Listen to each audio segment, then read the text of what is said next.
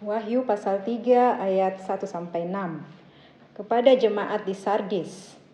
Dan tuliskanlah kepada malaikat jemaat di Sardis, inilah firman Dia yang memiliki ketujuh roh Allah dan ketujuh bintang itu. Aku tahu segala pekerjaanmu. Engkau dikatakan hidup, padahal engkau mati. Bangunlah dan kuatkanlah apa yang masih tinggal yang sudah hampir mati, sebab tidak satu pun dari pekerjaanmu aku dapati sempurna di hadapan Allahku. Karena itu ingatlah bagaimana engkau telah menerima dan mendengarnya, turutilah itu dan bertobatlah. Karena jikalau engkau tidak berjaga-jaga, aku akan datang seperti pencuri dan engkau tidak tahu pada waktu manakah aku tiba-tiba datang kepadamu. Tetapi di Sardis ada beberapa orang yang tidak mencemarkan pakaiannya. Mereka akan berjalan dengan aku dalam pakaian putih, karena mereka adalah layak untuk itu.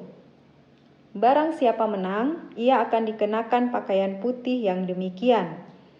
Aku tidak akan menghapus namanya dari kitab kehidupan, melainkan aku akan mengaku namanya di hadapan Bapa-Ku dan di hadapan para malaikatnya. Siapa bertelinga, hendaklah ia mendengarkan apa yang dikatakan Roh kepada jemaat-jemaat.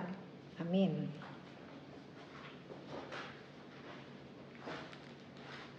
Ya. Bapak Ibu, saudara-saudari, adik-adik yang dikasihi Tuhan, jemaat di Sardis mendapat surat sebenarnya dari Tuhan Yesus ya, tetapi melalui Rasul Yohanes yang waktu itu sebagai seorang narapidana yang dibuang oleh pemerintah yang berkuasa di Asia Kecil waktu itu, yaitu pemerintah Romawi ya. Kenapa Yohanes dibuang ke Pulau Patmos sebagai narapidana? Karena dia memberitakan Injil. Jadi tidak gampang memberitakan Injil ya, bisa-bisa jadi narapidana. Dan kemudian penyebabnya ternyata waktu di kota Efesus, dia tidak mau menyembah patung Kaisar Romawi waktu itu yang ada di kuil-kuil. Sehingga dianggap berkhianat kepada bangsa Romawi, sehingga Rasul Yohanes dibuang ke Pulau Patmos sebagai narapidana atau tawanan. Karena dia tidak mau kompromi dengan imannya. Dia cuma percaya Tuhan Yesus, tidak mau menyembah patung Kaisar Romawi waktu itu, ya. Kaisar Domitianus, itu patungnya banyak di daerah Asia Kecil. Kita kembali ke jemaat Sardis ya. Kota Sardis itu, kalau kita sekarang ke Turki, itu yang di jemaat Sardis dulu itu tinggal puing-puing ya. Padahal itu adalah satu ibu kota waktu zaman dulu ya. Ibu kota kerajaan Lydia. Kerajaan Lydia itu dulu sangat jaya ya sebelum Yunani dan Romawi. Kalau kita lihat di sejarah dunia, Yunani pernah jaya waktu pemerintahan siapa? Alexander the Great atau Iskandar Agung bahasa Indonesianya. Dan kemudian setelah Yunani tumbang, muncul kekuasaan Romawi. Itulah yang menjajah kerajaan-kerajaan yang ada di Turki waktu itu. Ya, sekarang Turki ya. Dan pada waktu itu ada kerajaan Lydia, ya.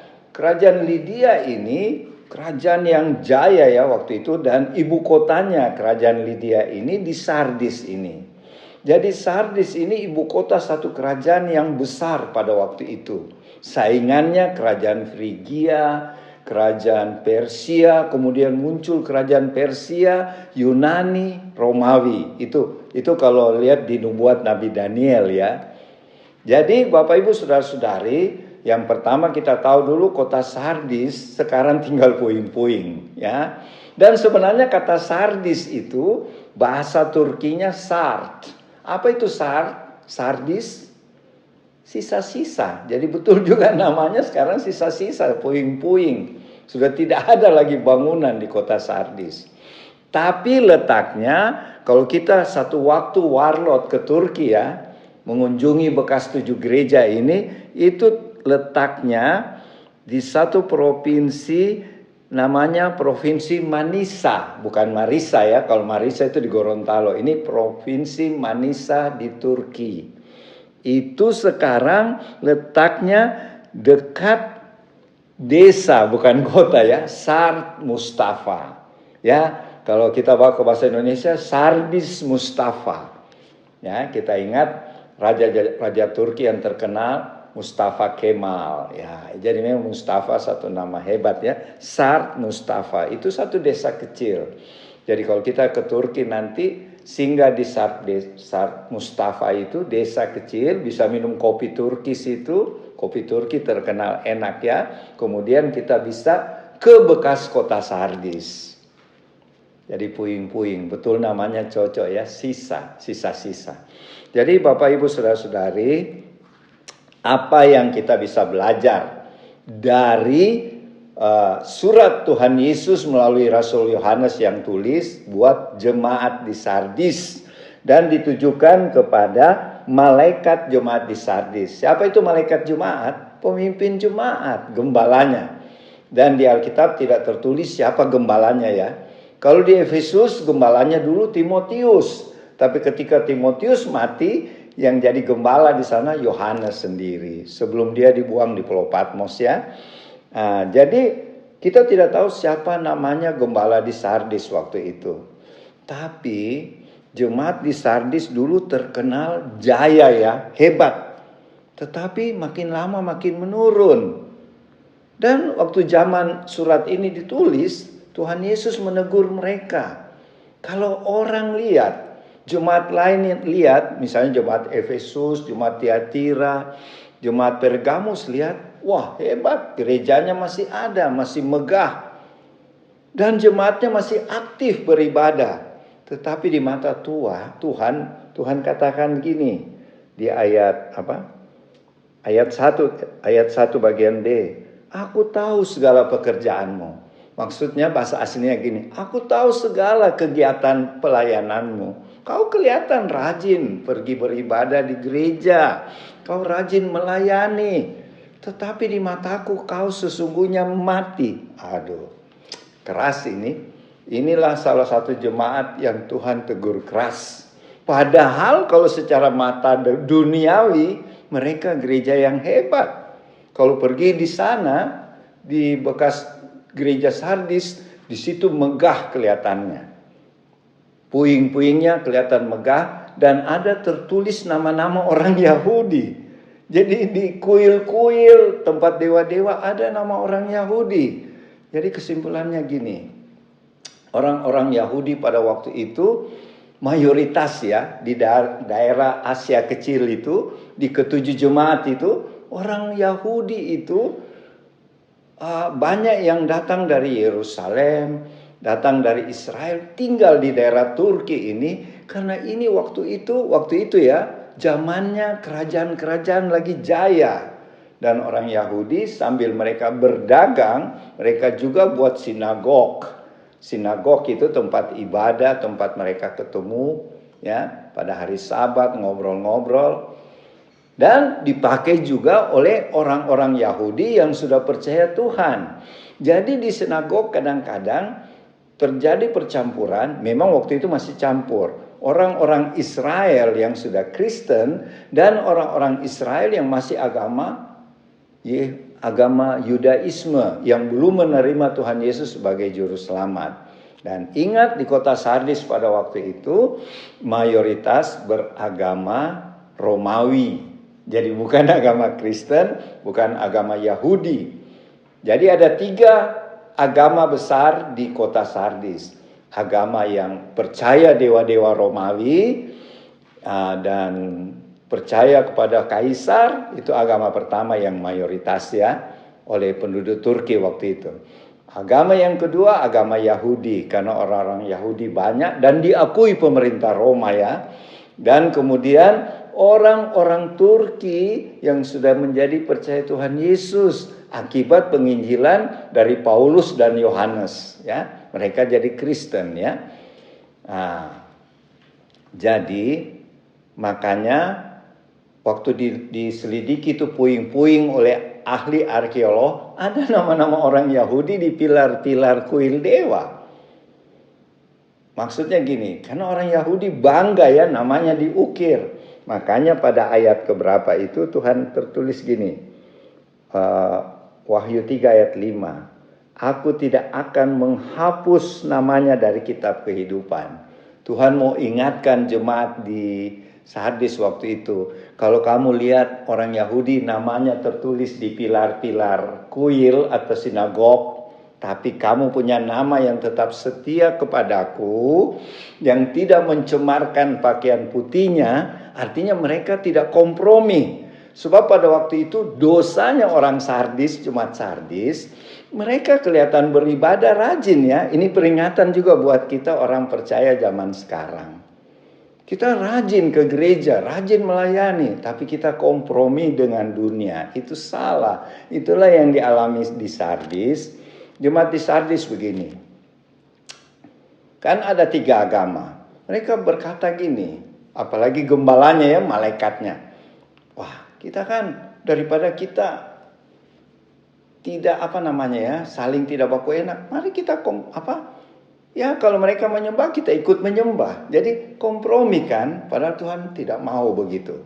Dulu mereka betul-betul, tapi generasi berikutnya tetap rajin ibadah, tapi sudah ikut-ikut juga menyembah. Jadi seperti agama kompromi. Ya kalau zaman sekarang itu New Age Movement yang mengatakan semua agama sama kok. Mari kita menyembah Tuhan sama-sama. Nah itulah gambaran New Age Movement sudah kelihatan di jemaat Sardis.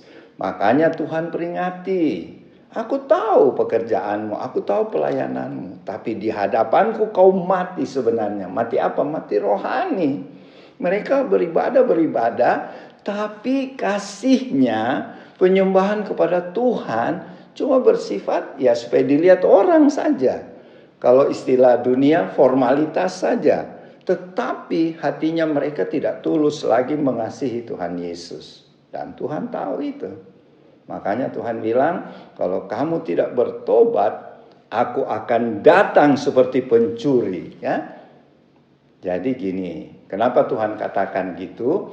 Karena kota Sardis dulu adalah ibu kota kerajaan Lydia, itu terkenal pertahanannya kuat. Jadi sehingga musuh-musuh dari kerajaan lain susah menaklukkan kerajaan Lydia. Kerajaan Lydia dulu kerajaan nomor 1 ya. Tapi kemudian ada bangsa Persia yang dipimpin oleh Raja Xerxes. Kalau bahasa Indonesianya Raja Darius. Dia pintar. Dia pilih anak buahnya yang jago-jago, yang manjat tebing. Karena kota Sardis itu di atas bukit atau gunung Tumolus, tapi dibuat begitu rupa terjal 90 derajat. Jadi bagaimana pasukan musuh mau menyerang? Susah kan? Karena 90 derajat. Jadi ada satu jalan kecil. Kalau pasukan musuh masuk di situ, musuhnya Sardis ya, mereka basmi karena tidak ada terjepit ya. Jadi taktik perangnya mereka luar biasa. Dan keadaan kotanya, kota Sardis itu strategis. Di atas gunung Tumolus, baru sekitarnya lembah. Dan untuk menuju kota Sardis ada jalan rahasia. Ada pintu gerbang rahasia. Dan 2 kali kerajaan Sardis jatuh di tangan musuh. Pertama dari kerajaan Persia yang rajanya namanya Raja Darius atau Xerxes. Yaitu ketika pada waktu satu malam penjaga pintu gerbang jatuh topi bajanya atau helmnya itu jatuh. Dia pergi pungut tapi sudah diintai oleh pasukannya Persia, Darius ya. Mereka ambil itu topi bajanya atau helmnya yang jatuh lewat satu gerbang rahasia. Dari gerbang itulah pasukan Persia masuk, kalahlah kerajaan Sardis. Itu pertama. Yang kedua zaman Antiochus Agung. Itu adalah Raja Syria. Itu 200 tahun kemudian ya. Mereka dapat cara gini. Susah ini mau kalahkan Sardis karena di atas gunungnya dan 90 derajat. Jadi orang yang jago manjat tebing. Tapi baru manjat sudah dibunuh. Tapi mereka lihat kok banyak binatang pemangkahan bangkai selalu ada di tempat itu. Ternyata prajurit-prajuritnya Sardis itu membuang daging-daging untuk dimakan oleh burung pemakan bangkai ini, atau disebut vultura, ya, seperti gagak dan lain-lain. Jadi mereka lihat, ada pintu di situ, dan disitulah pasukan Surya, Antiochus Agung itu Raja Surya, ya, mereka masuk dari situ, jatuhlah kerajaan Sardis. Jadi seperti pencuri kan? Nah, itu Tuhan ingatkan. Kalau kamu tidak bertobat, hai jemaat Sardis, seperti kerajaanmu dikalahkan dua musuh, tapi caranya sembunyi-sembunyi. Dan aku akan datang seperti pencuri, Tuhan bilang. Tetapi kalau kamu bertobat, dan Tuhan bilang juga, ternyata ada juga jemaat meskipun jumlahnya kecil, masih tetap setia pada Tuhan. Ada. Di ayat keberapa itu? Ayat keempat. Tetapi di Sardis ada beberapa orang tidak mencemarkan pakaiannya. Artinya mereka tetap setia pada Tuhan, tidak kompromi. Tidak seperti sebagian besar orang Kristen di sana kompromi. Kalau orang agama lain masuk di kuilnya, kita juga ikut saja supaya terjadi persahabatan. Intinya gitu ya. Terjadi damai. Jadi kita harus kompromi dengan agama mereka. Tapi kita ingat, Tuhan Yesus saja waktu ada di dunia, dia tidak kompromi. Makanya dia bilang sama ke-12 murid-muridnya, kamu saya utus seperti ke tengah-tengah serigala, anak domba ke tengah serigala. Tuhan tidak mau kompromi. Injil tetap harus diberitakan. Jadi apa artinya buat kita, khususnya warlot? Jangan karena pekerjaan kita misalnya di kantor, kita kompromi dengan dosa. Kita kompromi misalnya dengan sogokan. Tuhan tidak mau begitu. Kalau kita percaya Tuhan Yesus, harus sungguh-sungguh. Atau kita percaya Tuhan Yesus, tapi masih berhubungan dengan setan-setan, masih suka ke okultisme, dengan alasan macam-macam. Tidak sembuh-sembuh Pak Pendeta. Jadi kita pergi orang pintar. Tidak boleh ya. Kalau percaya Tuhan Yesus harus 100%. Tidak boleh kayak jemaat di Sardis. Mereka kompromi dengan dua agama lain itu. Agama Yahudi dan agama Romawi. Tuhan tidak mau. Sehingga Tuhan tegur. Tapi ternyata Tuhan bilang masih ada. Biar kalau jumlahnya kecil, tetapi tidak mencemarkan pakaiannya. Maksudnya tidak ikut berdosa, tidak ikut kompromi dengan jemaat sebagian besar. Dan Tuhan katakan, mereka yang jumlahnya kecil ini, aku akan berjalan dengan mereka dengan pakaian putih. Karena mereka layak untuk itu. Apa maksudnya Tuhan? Maksudnya gini, kalau orang yang tetap setia pada Tuhan Yesus, misalnya kita sekarang tetap setia, meskipun banyak godaan, banyak tekanan, kita tetap setia, Tuhan akan berjalan sama kita. Artinya menyertai kita dan kasih pakai baju putih. Kenapa Tuhan katakan baju putih? Kalau kita berpikir baju putih, tentang kebenaran, kesucian. Tapi di sini maksudnya lain. Waktu itu di kerajaan Sardis, kalau terjadi peperangan, dan kalau menang, tentaranya itu diarak, dikasih pakai baju putih. Jadi tandanya kemenangan. Jadi kalau kita tetap setia pada Tuhan, Tuhan kasih kita pakai baju kemenangan yang disebut baju putih. Karena baju putih ada dua artinya. Satu berarti tentang kekudusan, kebenaran. Tapi di sini artinya yang kedua, yaitu kemenangan. Kita menang melawan cobaan, melawan dosa. Jadi kita dikasih pakai Tuhan baju putih. Ya, karena di kerajaan Sardis begitu. Kalau menang perang, prajurit-prajuritnya dikasih pakai baju putih. Jadi seperti baju kehormatan dan baju kemenangannya, menang dari perang. Dan Tuhan katakan, setelah pakai baju putih, aku tidak akan menghapus namanya dari kitab kehidupan. Melainkan, aku Tuhan Yesus akan mengaku namanya di hadapan Bapakku dan di hadapan para malaikat. Artinya Bapak Ibu Saudara-saudari, Tuhan tetap menyertai kita bahkan sampai di surga. Jadi mari kita tetap setia, jangan kita kompromi dengan ajaran duniawi. Kadang-kadang banyak saya lihat orang Kristen pakai filsafat dunia daripada firman. Ingat, firman Tuhan lebih tinggi. Jangan kompromi ya. Kalau kita kompromi, kita seperti jemaat di Sardis. Dan Tuhan bilang, dia akan mencabut kita. Ya, artinya dia akan membuang kita. Tapi marilah kita tetap setia. Ya. Itu yang saya bisa sampaikan, yang kita bisa belajar dari jemaat di Sardis. Jangan sampai terjadi pada kita ya. Semoga firman Tuhan ini bisa menjadi berkat, menjadi pedoman buat kita semua. Selamat siang Bapak Ibu, saudara-saudari di rumah, tim Warlot. Kita jumpa lagi pada hari ini, Minggu 23 Oktober. Pembacaan hari ini terdapat dari Wahyu 3 mengenai jemaat Sardis. Ya, kita sudah sampai pada jemaat Sardis. Pembacaan Sardis tadi sudah diawali oleh Opa mengenai sejarah. Ya, sejarah kota jemaat Sardis. Saya tidak berbicara untuk mengulangi apa yang Opa katakan, tetapi bagaimana karya jemaat Sardis selaku jemaat, selaku orang jemaat, satu kelompok jemaat yang percaya Tuhan Yesus di tengah-tengah, yang tadi katakan orang yang punya kepercayaan yang beda.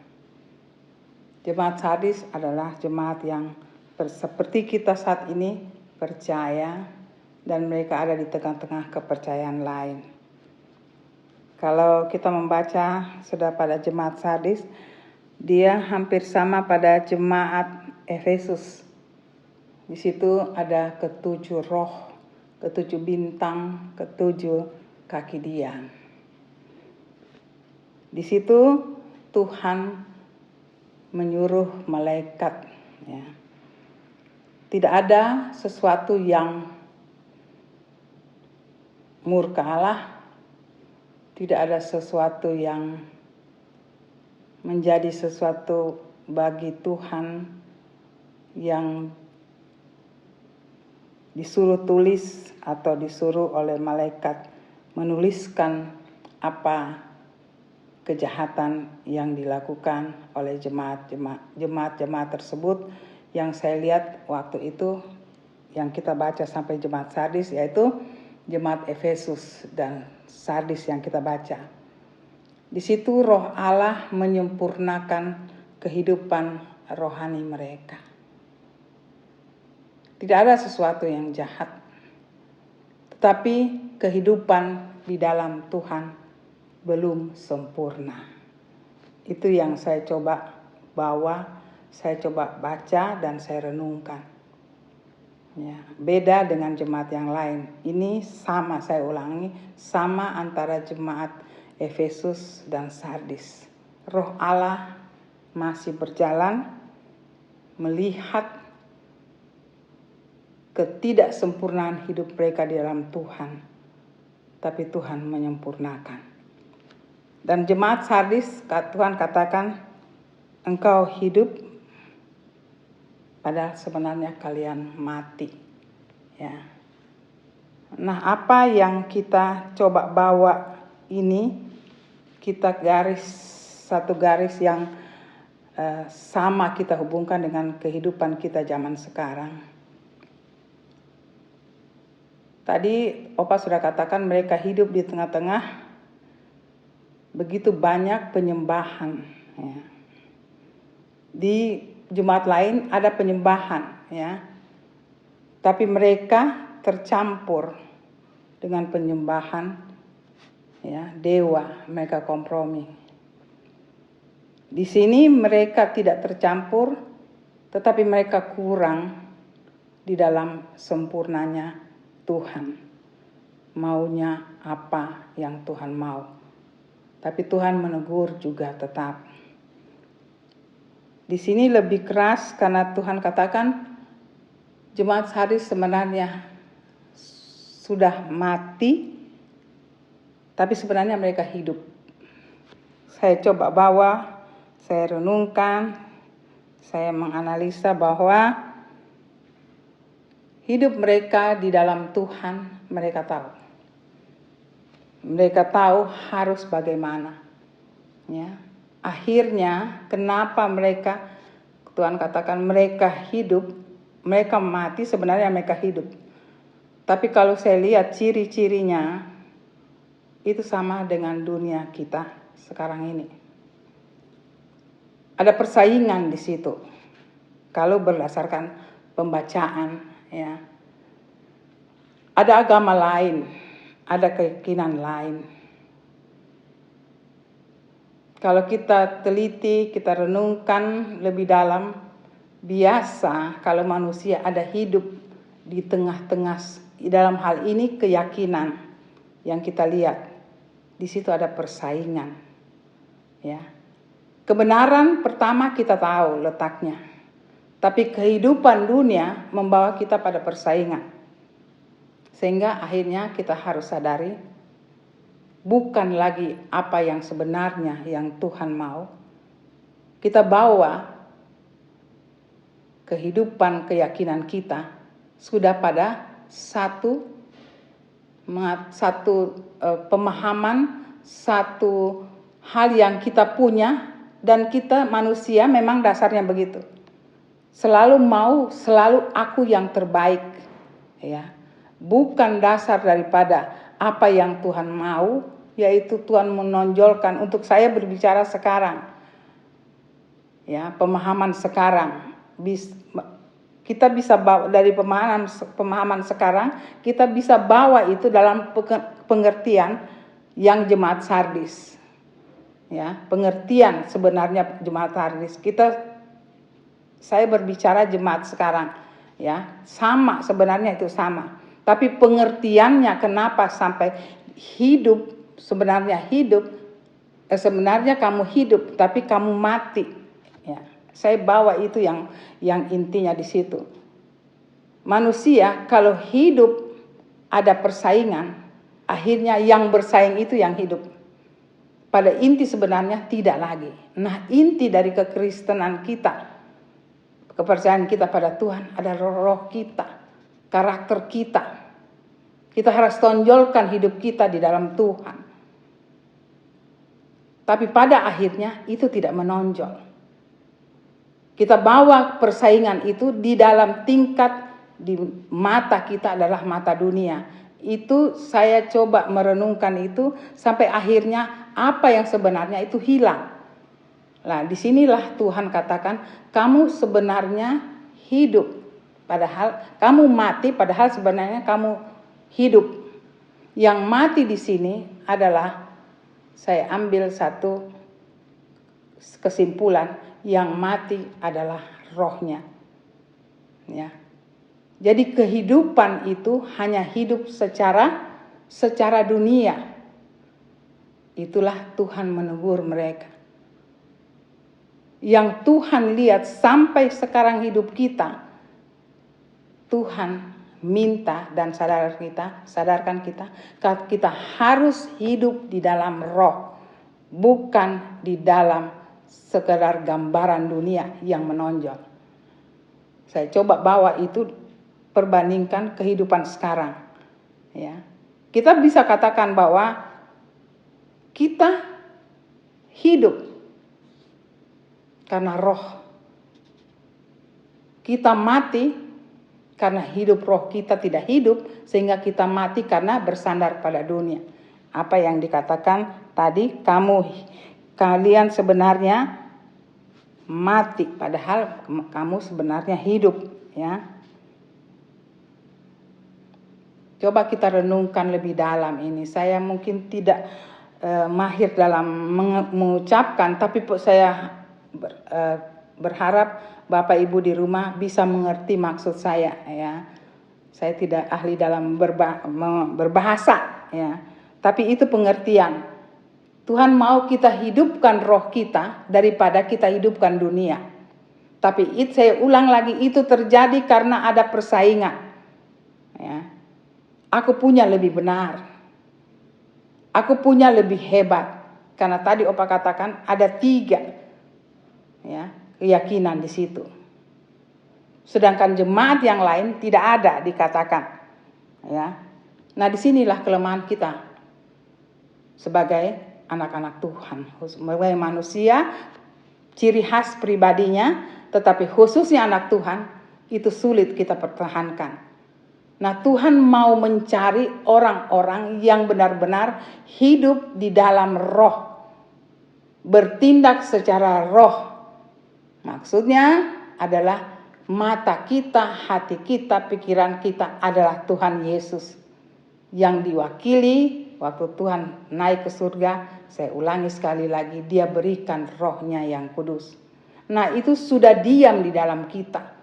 Kalau kita tidak pakai roh kudus, kita hanya bawa gambaran kita dunia, itu bisa mati. Kelihatan hidup secara jasmani, tapi sebenarnya rohnya yang mati. Ya. Jadi kalau dunia itu semua ada batasan. Tapi roh tidak ada batasan. Tapi roh ada pilihan juga. Kita mau roh yang mana? Itu semua Tuhan sudah berikan pada kita. Pengetahuan itu. Saya tidak ulangi itu, pasti Bapak Ibu di rumah semua teman-teman tahu itu. Ya. Roh mana yang kita pilih? Ya. Di dalam dunia tidak berpikir, dalam kita memilih secara dunia tidak ada berbicara roh di situ. Itu sementara saja. Nah, Tuhan berjalan di sini, dia suruh malaikatnya berjalan, melihat, dan Tuhan dapat ketidaksempurnaan. Ya, mereka bagus, tapi kehidupan roh mereka hilang, mati. Tapi karena manusia, jemaat adalah pilihan Tuhan, anak-anak Tuhan, di situ Tuhan menegur mereka. Tidak ada seperti, saya ulangi, tidak ada seperti jemaat yang lain datang dengan menyala, mata seperti menyala api, kaki bagikan tembaga, dengan datang yang satunya datang dengan mulut pedang bermata 2. Itu satu teguran.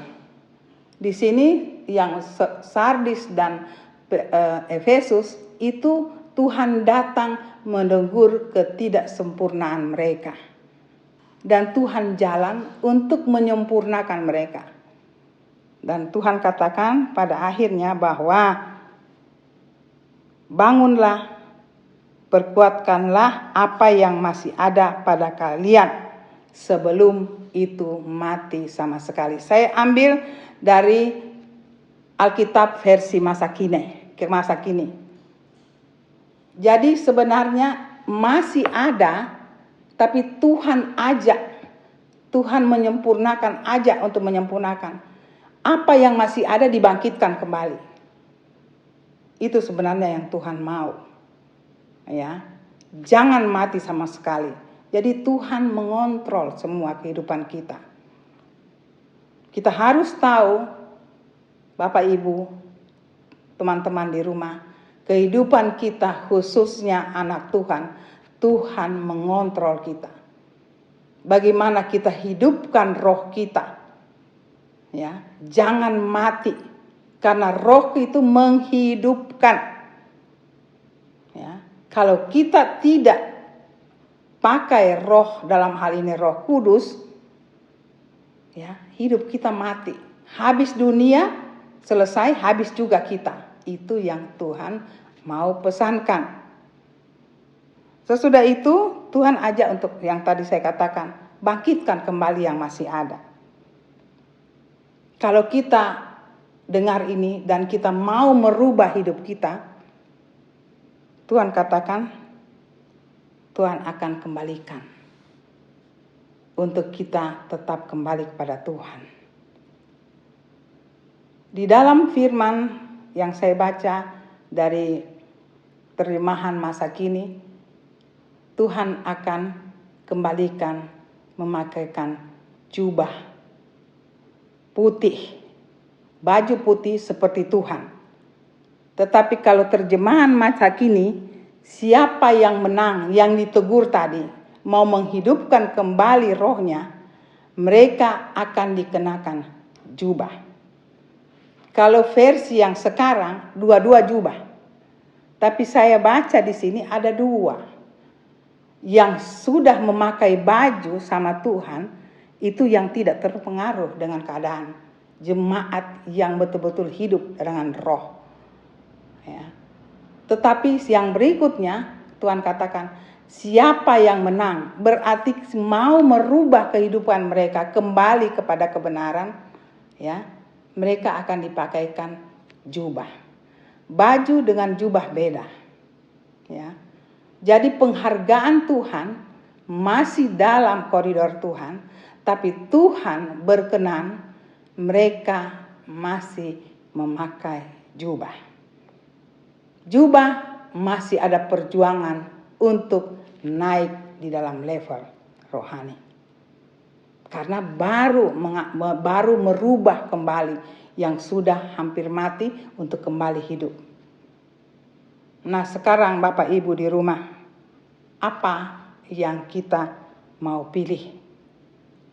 Di jemaat Sardis, Tuhan katakan, buka semua apa yang kita mau dan kita yang memilih sendiri.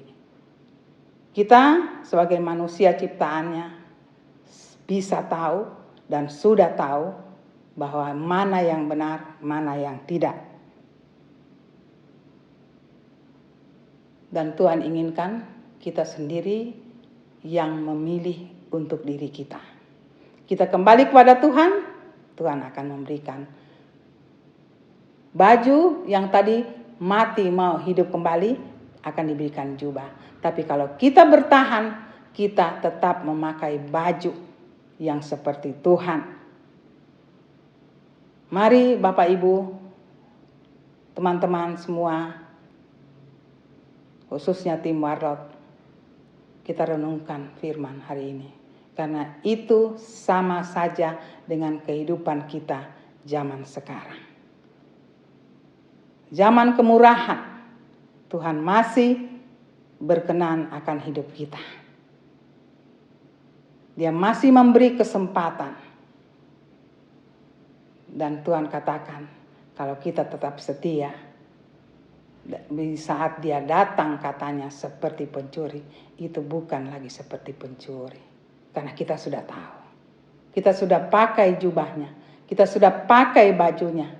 Itu bukan pencuri. Pencuri kalau kita tidak siap. Mari teman-teman di rumah, kita siapkan hidup kita. Karena sebentar lagi Tuhan sudah mau datang.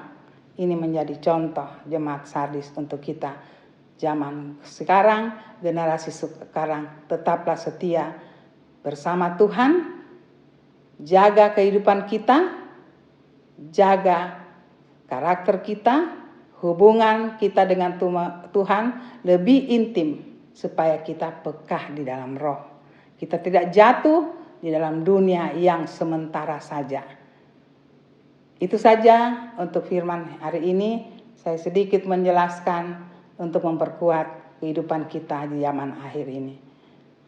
Tuhan memberkati, sampai kita jumpa lagi minggu depan. Maranatha. Amin.